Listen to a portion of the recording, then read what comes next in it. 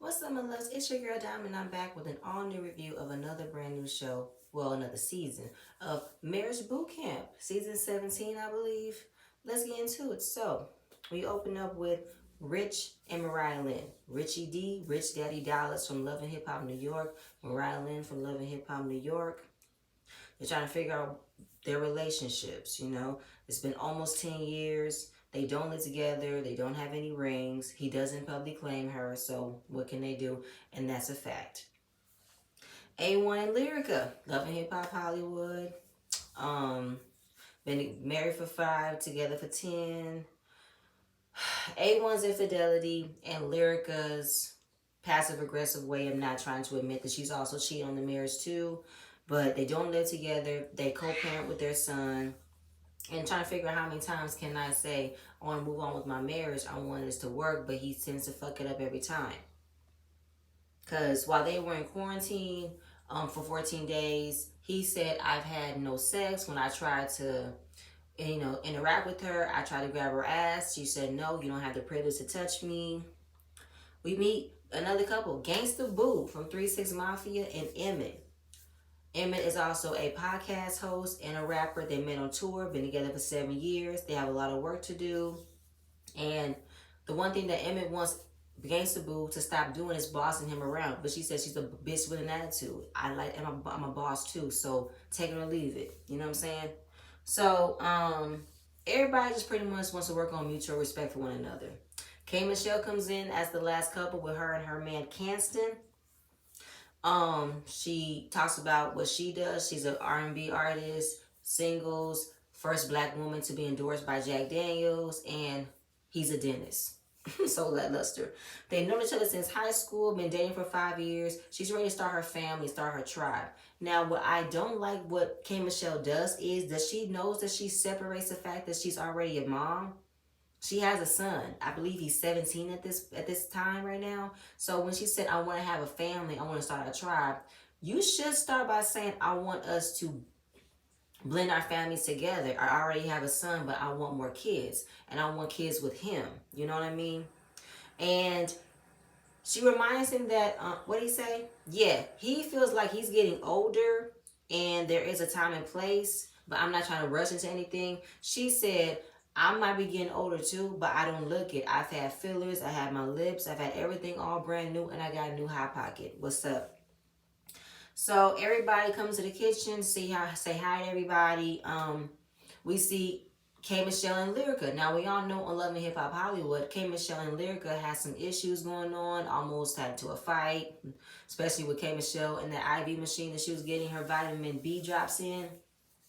But it was a lot that happened between them, but they decided to move on and figure things out because they were talking shit about each other online, but they've gotten better. And it's kind of refreshing that Lyrica is here to fix her relationship and K. Michelle is here to fix her relationship. So, K. Michelle wants to know how everybody go through quarantine because ever since the pandemic happened, when they are about to enter a new show, they have to quarantine together, especially for Marriage Bootcamp. They have to quarantine for 14 days. So they quarantined for the hotel 14 days. Everybody was like, that was too much. I can't take it. And he didn't, he didn't receive any sex at all. And it's because he slipped up because he said he hadn't had sex in 4 months. So that's when Lyrica said, explain to him why you haven't had sex in 4 months. Explain that. Because he slipped up. He wasn't thinking about family. He didn't put family first. He did not respect his wife. And he fucked up. So Lyrica's at that point of, this is the problem that I have. How many times can you slip up and I'm supposed to forgive and move forward and move on, but yet when I am in that mindset, I can now move on and move forward, you slip up again. So it's kind of like I'm losing my mind to find out where exactly can I find a space and time to forgive you when I'm just about to, you fuck up. So Dr. Ish calls them into the house and they prepare for their first interaction. So they have divorce court all set up for them. And the process starts right now. Judge Lynn Toller is going to hold them all accountable. So Emmett and Gangsta Boo go to the podium. She says she wants to be respected as a black woman because she feels like she doesn't get the respect, especially when she tries to speak on things, speak her mind, speak her speech. And Emmett gives a nonchalant, shut up, you don't know what you're talking about, and just dismisses her, right? Excuse me. And he says she's very controlling, she has a temper, and his issue is communication because he tends to have a short fuse as well, and he wants her to stop bossing him around. She respects that they have a lot of work to do and they have a lot of stuff to get through. She does have a controlling personality, and it seems to the point where she can't even lie if she says she can't control him, right? So we get to a video of him expressing how controlling she is because he will run to the store for an errand. She will call him, let him know where he at or want to know where he at. Then she'll call him on the way back home, and then he'll deal it with it at home. He'll deal with it going inside the house. She thinks it's cute, but he don't think it's cute. I mean, this is a grown-ass man. What you calling him all them times for? He just went to the store to run an errand. He will be back. Do you not trust him when he leaves the other room? Like, what is it? So then we get to her video. It's communication. She expresses he never lets her speak. He walks around not giving her respect. And that, she's an army of one woman. And I need to know, is that right? Right, yeah, I need to know my worth and everything, and he just dismisses me. So when she said he doesn't respect her as a black woman, I want to know, does he diminish when you're talking about racial issues, just justice system issues, or do you think because as a black woman, he just shouldn't respect you? Because I think he has tons of respect for you. I just, gangsta boo, because you definitely boss him around because he definitely feels emasculated by you, and he said it. You know what I'm saying? Because her tongue is her weapon because they don't fight fair, and they both tend to have outburst moments where she goes below the belt. And he has a lot of insecurities about how he was raised, how he grew up, and she also brings up things that trigger him. Like she'll come out the mouth and bring up how his dad wasn't around and everything. And she feels like he makes me feel like I am insecure, and he has a dismissive personality, that he doesn't listen to me. So y'all both share 50% of not listening to one another, and y'all don't have a way of communication with one another. I was like, black woman, you mean he doesn't listen? I feel like you don't even give him the space to listen to you. No, I take that back. You don't give him the space to listen to him, but you want him to listen to you. But we're going to work on that because you guys both have equal amounts of not learning how to communicate. Michelle and Caston. She says she's ready for her life to be where she strategically planned it out to be. And she wants to keep it going the way that it's planned out. He's here for growth and understanding and develop tools to communicate, right? In his video, we see that she wants everything. She wants marriage, she wants kids, the whole 9 yards. And then, of course, she wants to travel. She's still singing. And it's kind of like, can you balance all of that? So he mentions Oprah. Oprah sacrificed with having a husband, having kids in order to be where she's at. So she said, I can be a mogul. I can be a mother. You just need to watch what I do. I've been doing this. If you don't, get some glasses. So with him saying you don't think she could do it all, he said no. And he mentioned Oprah. Now, Oprah didn't want kids. And Oprah didn't see marriage as something that she thrived to be. She didn't want it. So for someone who didn't want it, don't use that. But I get what she was coming from. Like, can you balance being a mom, being a mogul, being an entrepreneur, being a businesswoman, being a singer? And that is what you need to ask yourself, K. Michelle, can you? So then she still wants to have kids, more kids. She wants her twin girls. Remember, she had that whole situation where she found a woman at the grocery store and she saw her twin daughters, and she wanted to see if she can use her as a surrogate, that she'll bless her with twins. That didn't go well. That didn't go right. They done IVF 3 times and got boy embryos. Obviously, those embryos she didn't want to carry because she wanted girls. I'm not trying to be mean, K. Michelle. I'm not trying to be positive, but if you want twins so bad, adopt some black twins. I know they have them. Because if you can't get them IVF, surrogacy, naturally, get them adoptive. But I just feel like K. Michelle be on the move so much, I don't know if she'll really take the time and stop and be there for the kids. Because I'm not saying she was a bad mom, but she definitely was not there for her son when he was growing up. Do she feel like this is her second chance of now being there for her unborn kids? Because she has the stardom, she has the credibility, she has the history behind it where she can take the time to do it. I want to know. Because then she wants the white picket fence. She wants the land. She wants the babies. She wants a farm. She wants a goat. She wants a pink llama. I said, a pink llama? This is not Fortnite. You can't find no pink llamas nowhere here. And she wants to sing country music. And what color is the house that she's thinking of? Grayish, black, matte. She got an answer for everything, right? She's dated a lot of rich men that have left her with nothing. So she never wants to depend on a man to get the things that she wants. I will never put my life on the line in the hands of a man that does not give me to my bag or to my dreams. When I can do that myself, I'm not going to do that. So in her video, she talks about how she knew Caston from high school and that all this time he's tricked her to thinking that what she wants is what he wants. Then he also had a conversation about how all men cheat and that if he ever got caught cheating on her, she would take everything from him. So he's pretty much setting up for when he fails you. So don't put all your cookies in me because I'm not going to be the man that you want me to be. Not right now. Not to say that I am, but I'm letting you know firsthand. So the judge evaluates them because I have a woman who has everything in mind for what she wants. I have a man who is cool for everything because he said he wants to have kids, but not right now. And can he really be ready for what K. Michelle wants? Because he's not ready. So as far as for compromising and automatically being steadfast to what you want, can we move that? Can we blend that? A1 and Lyrica. She is at the point where this is the final straw. This is the last chance for me to figure out if I want my marriage to work or not. He said he unconditionally loves Lyrica. I believe A1 loves Lyrica, but I believe that if it wasn't for Lyrica and the credentials that she had, he wouldn't have been recognized. Now, he said he worked with some big artists. I'm not going to take that from him, but I think he wants what comes with being with her as far as musically and connectively. Loving, yes, but he cannot stay faithful. Because he got in his bag. He got in his pearls. He got into his black nail polish and started feeling himself.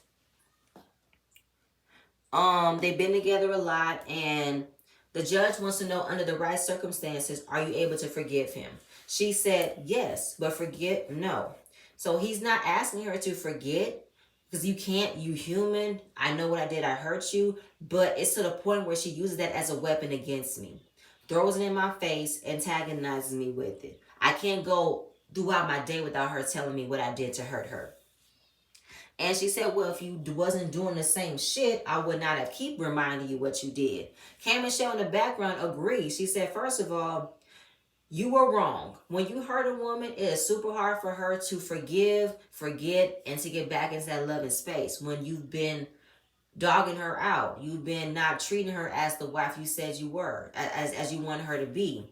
And I cannot go to that space where I loved you so quickly. In her video, she feels like it's kind of hard to get into a space of loving someone so much and to go back to the place where I'm fighting for a relationship that I'm just going to get hurt again. So I don't even know if I'm in love with him anymore.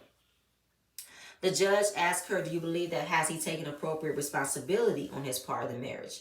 She said no, because every time that he stepped out, it was a reason. One reason was he was in a dark space and he was drinking. But at the same point in time, it's kind of like, why are you always in a dark space? But yet you coming out crying to me, you begging me. But yet what you did, you went to another woman. You didn't come to me. You thought in your space and mind, I need something to hold. I need something to fuck. Not my wife. Let me go ahead and find something else. So she's confused. She's in a confused space. I'm tugging for a loop. While he's finding himself out, while he's in a dark space, he still want to come back and beg me to stay with him. He's still begging me, crying, I'm going to do better. So I'm confused.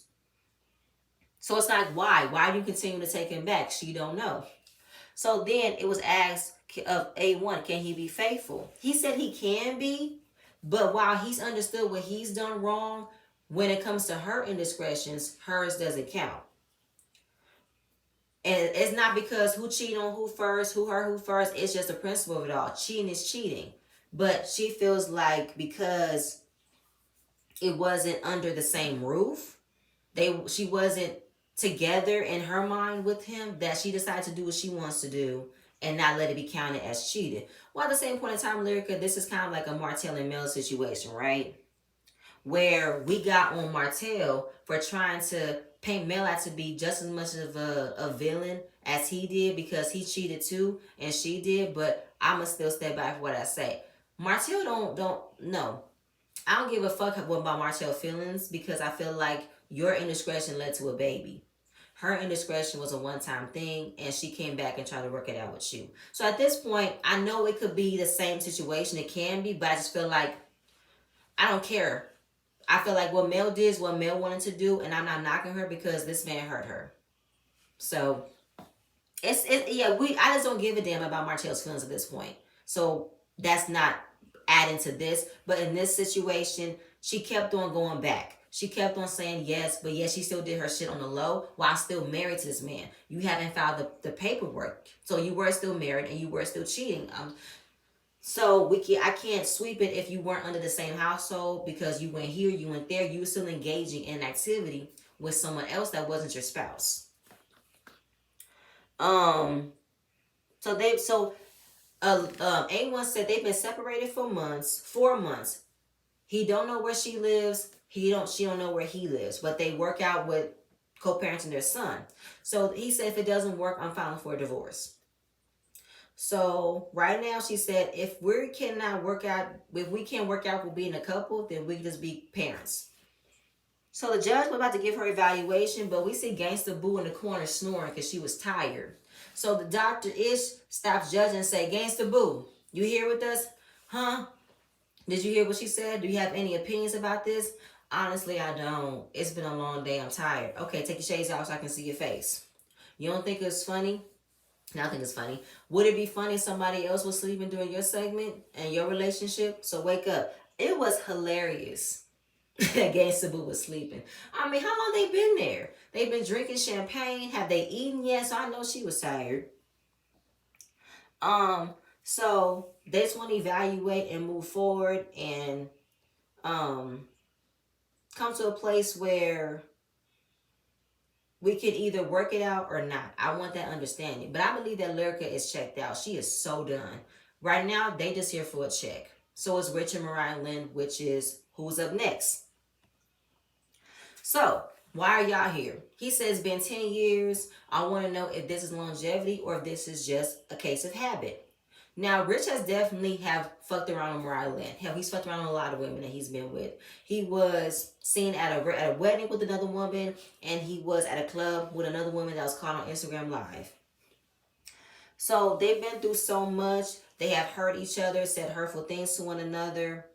And he said that Mariah Lynn is severely damaged. Now, we know her story, but when he said damage, like damage, he said very like 5 times. And it's to the point where he's pretty much not ready to cut her off, but not ready to be in a level of commitment with her. Like he likes to stay in that little lane where they fuck, they have a good time, and that's it. Serious, I can't take it. Now, I don't know if this is Rich's way of blocking what he went through with Moniece. Because he went through a lot with Moniece. So I don't know if it's because of that. But for Mariah Lynn, to her, it feels like you think less of me. You think less of me. Now, as far as for damage, Rich, you're a damaged human being. You've been through a lot yourself. Had the diabetes and everything. And the creep squad, like, you are a old man. And it's crazy how you treat women like this. We've seen the side of how you treat women. And it is terrible. What you do make these women look crazy. And they go along with it, especially Mariah Lynn. Remember last season, 11? No, was it 9 or 8? One of those seasons where the reunion looked like a damn fool caping for you. A damn fool. You made her like a damn fool caping for you. Her video, the biggest thing that she expresses was that he does not claim me. One time he did a picture and that was it. So it's kind of like, why are you making her a secret? Are you ashamed of her? We all know who she is. I don't know what's the problem. Like I said, he doesn't want to be seen with her. He doesn't want to hang out with her, but he enjoys fucking her. So the judge wants to understand, what is it? What's the problem? And he said there are some of the things that she does disgust me. That's how he said it. Disgust me. And she's like, you don't think the things that you do disgust me too? But again, why are you still here? Because he enjoys fucking her. That's the thing.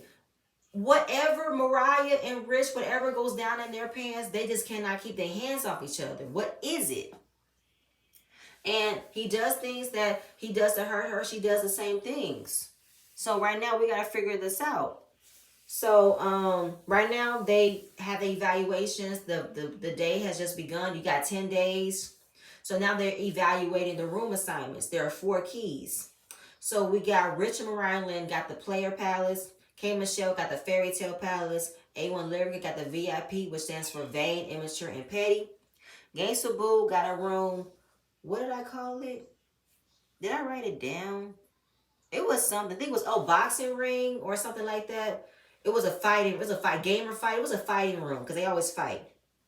And when they walked in, they see the ring bell for boxing. They see the boxing gloves, and then there's 2 pictures that announces that what's the word? Had comments that they said about one another. So yep. So Rich and Mariah Lynn, their room was a player vibe. There was some hurtful words. Like on Rich's picture, he wrote, "You're the type of girl that you fuck in the back of a car. Asshole."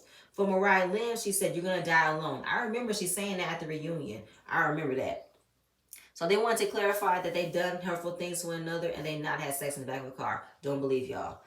K. Michelle and Casting. They have the fairy tale room. It's really big, really gorgeous. Love the bed. So they see crowns, but the crowns are broken, which means the fairy tale, the castle has run amok. It's not good. It's not solid. And his crown was broken. She said, "I definitely treat you like a king, so why should yours be broken?" So behind them were hurtful quotes that they said to one another. K. Michelle's called Casting a bitch, and Casting has called K. Michelle, "You talk shit for a living," which she do. A1 and Lyrica, their room is VIP, so it's broken mirrors everywhere, and A1 picture said, "I'm the only one that had to wear the pants in the house is me," and Lyrica told A1, "I hope you die." So for K. Michelle and Casting having a conversation about kids, she wants to talk about kids and why don't you want me to be the mother of your kids? He said, "You want to talk about that now? Don't we have all this time throughout this week?" Yes, but every time we come to that point, you don't want to talk about it. So I want to get it talked about now. I want to understand. So he doesn't want to talk future terms. He doesn't think about future terms. She said, "In 5 years, you didn't think about us in future terms as far as kids, relationships, marriage. You didn't think about that." He says, not that he hasn't thought about it. It's just not really on his mind, meaning he's not ready. Then he talks about how being with a celebrity is a lot of people want to be in your business. With this situation, I would rather have gone to counseling and not deal with this. But I felt like you signed up for the show and you knew what you was getting at to when you were dating with her or dating with anybody. You're going to be on a reality TV show. So you can't miss me with thinking that you wanted to go to couples counseling. Okay. So the doctor comes in to check on them, and K. Michelle has called this man a bitch. And he said, "Well, I don't like that she does that because I'm not going to take that type of disrespect." Then she talks about how she's dated rappers and athletes. I call them out their names. They don't bother them. Well, that's not the type of man that he is. There are a lot of men that do not like getting called a bitch. And if you do, the repercussions will be deadly. So you can't just treat him as the man that you dealt with. He's a whole different man. Don't put him in the same category as the man you dealt with because he's supposed to be different, right? So he wants to know how you feel. Do you want to stay with him? I know he's not what you used to. He's not the same speed as you. She says she just want to be with a man that doesn't know her worth. So no, you don't want to settle, right? And as far as the fairy tale, you asked him, does he want kids? He said, "I do, but not right now. No." So she hears that he doesn't want to have kids, but that's part of her fairy tale. And she wants to be with a man who wants kids, but he's not ready right now.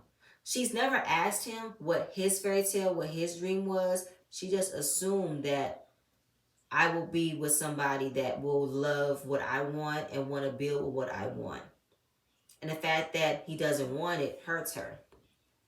So she's feeling emotional. I see Cassie giving her support and love, and it's just kind of like her past. She's been abused by men. She's been hurt by men. So at this point, she feels like, I don't want to settle for what I don't deserve. And he tells them, don't settle for crumbs of what you might get. Settle for the whole cookie. Settle for the whole bouquet. Settle for the whole thing. Don't do that.